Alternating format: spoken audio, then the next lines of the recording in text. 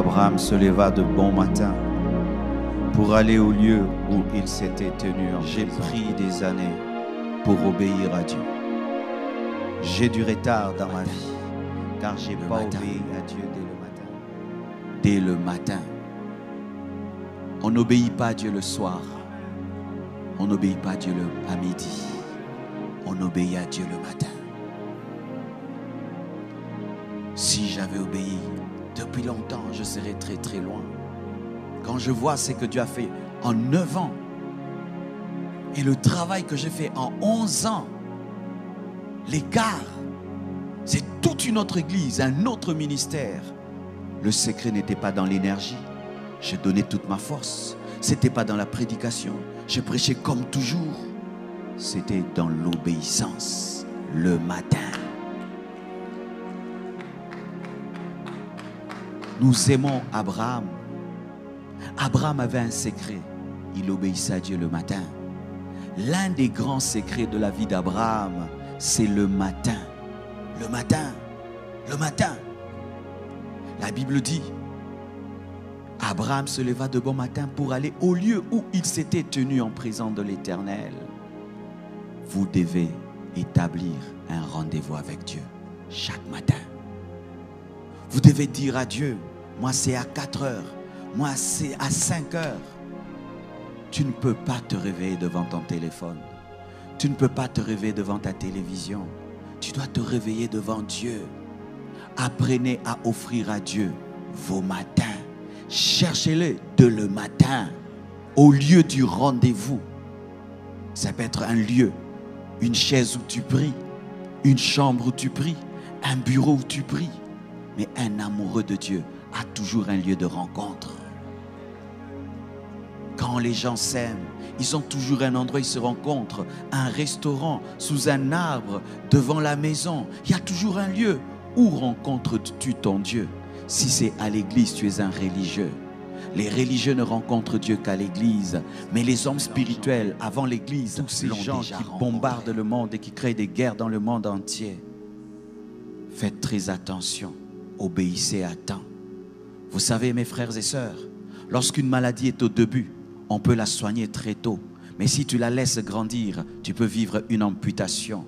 Plus tôt tu obéiras à Dieu, plus tôt Dieu te guérira. Et si tu fais 10 ans, 20 ans, 30 ans avec Ismaël, il fera partie de ta vie. Et le jour que Dieu va l'enlever, une partie de toi sortira. C'est lorsque des gens arrivent jusqu'à avoir des enfants avec un mari d'autrui, des enfants qui ont grandi. Et là maintenant, l'Esprit de Dieu te dit de te séparer. Mais vous voyez le déchirement que ça cause. Ce n'est pas seulement que tu te sépares d'un homme, mais il y a des enfants. Pourquoi? Tu as tardé d'enlever Ismaël de ta vie.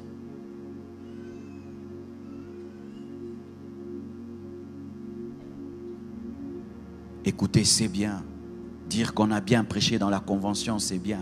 Mais si nous, après nous avoir écoutés, mes frères, vous ne pratiquez pas ce que vous avez entendu et vous tardez encore, et vous tardez encore, vos cœurs vont s'endurcir. Les hommes de ce monde disent qu'il faut battre le fer lorsqu'il est chaud. Pendant que l'Esprit de Dieu est en train d'opérer dans ce domaine de ta vie, profite-en pour décider et te libérer d'Ismaël. Abraham aimait Ismaël. Ismaël était son fils. Mais quand l'esprit est passé par Sarah pour l'en défaire, très tôt matin, il a obéi. Pourquoi? Parce que s'il faisait 2 semaines, il allait changer d'avis.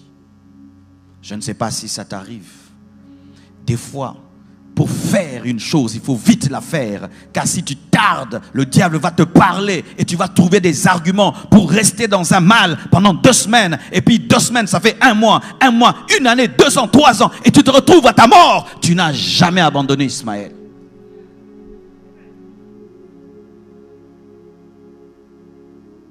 Même si tu vas laisser Ismaël dans le désert en pleurant, pleure, mais laisse-le dans le désert.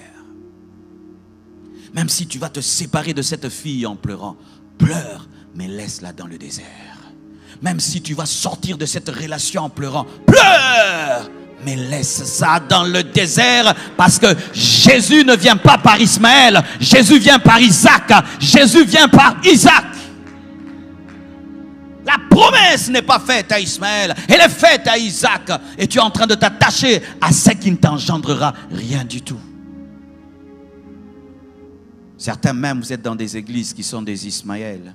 Tu es allé dans une église par colère, tu es allé dans une église par rébellion, tu es allé dans une église par impatience. Et là-bas, tu es en train de mourir spirituellement, tu es en train de mourir en toi-même. Et le Seigneur te parle et il te dit, ce n'est pas l'endroit, mais tu as déjà une responsabilité, tu as déjà des postes, tu as des ceci, de cela, et tu te regardes que tu perdras cela. Tout ce qu'on t'a donné là-bas comme titre, c'est Ismaël, car des fois, le diable encourage la rébellion en faisant qu'on t'élève dans la rébellion. Ismaël, ce sont des faux papiers. Des faux papiers. Tu t'appelles Jonathan, mais dans tes papiers, tu t'appelles Gélor. Des faux papiers. Une vie de mensonge, où tu mens chaque année et chaque mois. Ismaël, une vie qui n'est pas ta vie. Lorsque tu regardes ta vie, est-ce que c'est ta vraie vie? Aimes-tu ta vie? Es-tu heureux de cette vie que tu as? C'est Ismaël. Tu dois quitter cette vie, mais tu dois décider quand? Le matin. Maintenant. La Bible nous dit dans Marc 1 verset 35, vers le matin, pendant qu'il faisait encore très sombre, il se leva et sortit pour aller dans un lieu désert où il pria. Et la Bible dit maintenant ceci: tu offriras l'un des agneaux le matin et l'autre agneau le soir. Un homme qui prie le matin envoie des missionnaires. Un homme qui prie le matin redonne la force à ceux qui sont fatigués. Un homme qui prie le matin permet à ce que le feu soit toujours allumé. Nous prierons chaque matin jusqu'à la mort. Nous prierons chaque matin jusqu'à l'enlèvement. L'enlèvement, si ça vient le matin, ça te trouve